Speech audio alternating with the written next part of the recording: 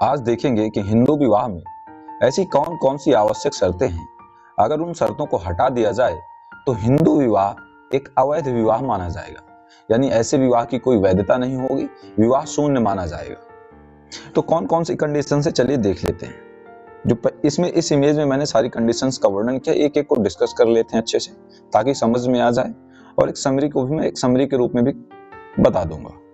तो पहली कंडीशन ये है, neither party has spouse living at the time of the marriage. इसका मतलब होता है कि पति या पत्नी का जीवित ना होना, यानी विवाह के समय किसी भी पक्ष का पहले से कोई जीवित पति या पत्नी नहीं होना चाहिए। अर्थात यदि किसी व्यक्ति की पहले से शादी है और उसका जीवन साथी जीवित है तो वह दूसरी शादी नहीं कर सकता। अगर जीवन साथी के जीते जी वह दूसरी शादी करता है तो ऐसा विवाह शून्य माना जाएगा। इस इमेज में ये चीज मैंने दर्शाई गई है।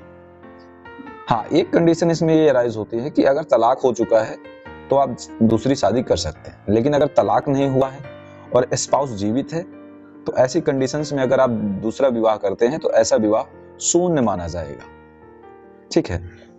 इसके बाद की कंडीशन है दूसरी condition, at the time of the marriage neither party. इसके बाद तीन कंडीशंस दी हुई है इसमें नाइदर पार्टी में, incapable of giving valid consent due to unsoundness of mind. इसका मतलब ये होता है कि अगर मानसिक रूप से सक्षम होना, कुल मिलाकर इसमें कहा गया कि विवाह के समय दोनों पार्टी क्या होनी चाहिए, मानसिक रूप से सक्षम होनी चाहिए। कैसे होने चाहिए? पहला यह है कि incapable of giving valid consent due to unsoundness of mind, यानी कि कोई भी पक्ष मानसिक अस्वस्थता के कारण वैध सहमति देने में असमर्थ ना हो। यानी कि जब वह कंसेंट दे रहा है विवाह के लिए उस समय वह इनकैपेबल ना हो, just because of the unsoundness of mind. इसलिए वह इनकैपेबल है क्योंकि अनसाउंडनेस ऑफ माइंड है। ठीक है ना। तो ये कंडीशंस नहीं होनी चाहिए। अगर ये कंडीशन है तो ऐसा विवाह शून्य विवाह माना जाएगा, ऐसे विवाह की कोई वैधता नहीं होगी। दूसरी कंडीशन है, suffering from mental disorder making them unfit for marriage और चाइल्ड बर्थ। यानी कि यदि कोई व्यक्ति सहमति दे सकता है लेकिन वह ऐसे मानसिक विकार से पीड़ित है, ऐसे मेंटल डिसऑर्डर से पीड़ित है जिससे वह विवाह करने या बच्चों के जन्म के लिए उपयुक्त नहीं है, तो वह विवाह नहीं किया जा सकता। यानी कि वह ऐसी डिसऑर्डर से पीड़ित है कि कंसेंट तो दे दिया है लेकिन ना तो वह विवाह कर सकता है और विवाह के उपरांत ऐसे बच्चों को जन्म दे सकता है, तो ऐसा विवाह भी शून्य विवाह माना जाएगा। ऐसे विवाह की कोई वैधता नहीं होती। तीसरा इसमें जो कारण दिया हुआ है, तीसरा reason, subject to recurrent attack of insanity. ये भी एक बहुत बड़ा इंपॉर्टेंट ग्राउंड है। इसका मतलब होता है कि किसी भी पक्षकार को बार बार पागलपन के दौरे नहीं पड़ने चाहिए। Recurrent attacks of insanity word use हुआ है। ठीक है ना। अगर किसी पक्षकार को बार बार पागलपन के दौरे पड़ते हैं और विवाह मान लीजिए हो भी जाता है तो ऐसा विवाह शून्य माना जाता है। ऐसे विवाह की कोई वैधता नहीं होती, फैमिली कोर्ट द्वारा इसकी डिग्री प्रदान कर दी जाती है। ठीक है। तीसरा कारण क्या है, कौन सी कंडीशन है वैलिड विवाह के लिए हिंदू धर्म में? तीसरी कंडीशन है आपकी, ग्रूम इज 21 ईयर्स ओल्ड और older, the bride is 18 years old और ओल्डर। ठीक है ना। मतलब जो आपका दूल्हा है, दूल्हे की कम से कम आयु कितनी होनी चाहिए? 21 वर्ष होनी चाहिए या फिर उससे ज्यादा होनी चाहिए। इसी प्रकार से दुल्हन की आयु कितनी होनी चाहिए? कम से कम 18 वर्ष होनी चाहिए या फिर उससे ज्यादा होनी चाहिए। ये कंडीशन भी फुलफिल होना बहुत जरूरी है हिंदू धर्म में। और जो चौथी कंडीशन है, not with in the degree of prohibited relationship, उनका संबंध ऐसी डिग्री प्रोहिबिटेड निषिद्ध संबंध के अंतर्गत नहीं होना चाहिए। मतलब यह है कि दोनों पक्ष ऐसे रिश्ते में नहीं होने चाहिए जो कानून के अनुसार निषिद्ध हों। जैसे कुछ पारिवारिक संबंध, नजदीकी पारिवारिक संबंध, बहुत नजदीक के पारिवारिक संबंध होते हैं। उन संबंधों में अगर आप विवाह करते हैं, जैसे चाचा के लड़के से किसी लड़की की शादी हो जाती है घर परिवार के, तो ऐसा विवाह क्या हो जाता है? शून्य माना जाता है, क्योंकि ऐसे विवाह में हिंदू धर्म में निषिद्ध कोटि के विवाह में आते हैं, प्रोहिबिटेड कैटेगरी में आते हैं, और ऐसे विवाह में किए गए विवाह शून्य माने जाते हैं, अवैध माने जाते हैं। ऐसे विवाह की कोई वैलिडिटी नहीं होती। ठीक है ना। और जो पांचवा क्या है, sapinda of each other, not sapinda of each other. Sapindas नहीं होना चाहिए, मतलब ऐसा विवाह सपिंडा कैटेगरी में नहीं आना चाहिए।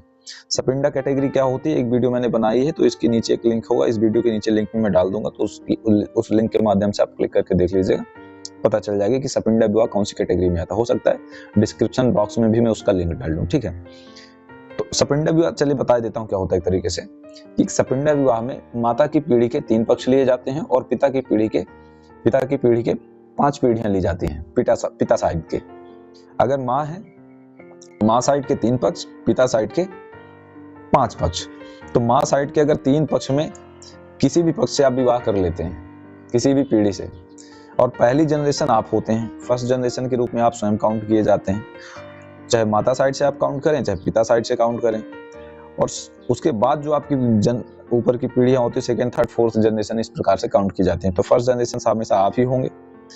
तो सपिंड विवाह में माता साइड की 3 पीढ़ियां ली जाती हैं, ये मदर साइड का है और ये फादर साइड का, ठीक है। तो 3 पीढ़ियां सपिंड विवाह में मदर साइड से और 5 पीढ़ियां फादर साइड से। तो यानी कि 5 पीढ़ियों तक आप फादर साइड में विवाह करते हैं तो ऐसा विवाह सपिंड विवाह कहा जाता है और शून्य माना जाता है। इसी प्रकार से अगर माता साइड की 3 पीढ़ियों में अगर आप विवाह करते हैं तो ऐसे विवाह भी सपिंड विवाह के अंतर्गत आता है और उसको शून्य विवाह की कैटेगरी में रखा जाता है। तो कुल मिलाकर सारांश अगर ये देखें तो हिंदू विवाह के लिए आवश्यक है कि दोनों अविवाहित हों। पहली कैटेगरी क्या है कि दोनों अनमैरिड हों, ऐसा नहीं कि वो पहले से मैरिड है और स्पाउस जिंदा है, ठीक है। दूसरा क्या होना चाहिए कि मानसिक रूप से सक्षम हो। तीसरा, कानूनी रूप से आयु पूरी कर चुके हों और उनके बीच निषिद्ध या सपिंड संबंध ना हो। ये संबंध सिर्फ सपिंड संबंध या निषिद्ध संबंध तभी वैलिड माने जाते हैं, तभी तक चलते हैं अगर इन संबंधों में कोई ऐसी प्रथा, मान्य प्रथा है जो इस चीज की अनुमति देती है कि आप निषिद्ध कोटि के संबंधों को कर सकते हैं, तो वह विवाह मान्य होता है, लीगली वैलिड होता है। अगर कोई ऐसी प्रथा प्रचलित है आपके क्षेत्र में, इलाके में, कस्टम है ऐसा कोई, अगर ऐसा नहीं है तो ऐसा निषिद्ध कोटि का जो चौथा और 5वीं कंडीशन है, ये कंडीशंस जब फुलफिल नहीं होती हैं तो फिर क्या होता है, ऐसा विवाह शून्य माना जाता है। और ये जो सारी कंडीशंस मैंने आपको इस वीडियो में बताई हैं वह हिंदू विवाह अधिनियम 1955 की धारा 5 में इन सभी कंडीशंस का उल्लेख दिया हुआ, ठीक है। चैनल में बने रहें, चैनल को सब्सक्राइब करें और वीडियो को ज़्यादा से ज़्यादा शेयर करें।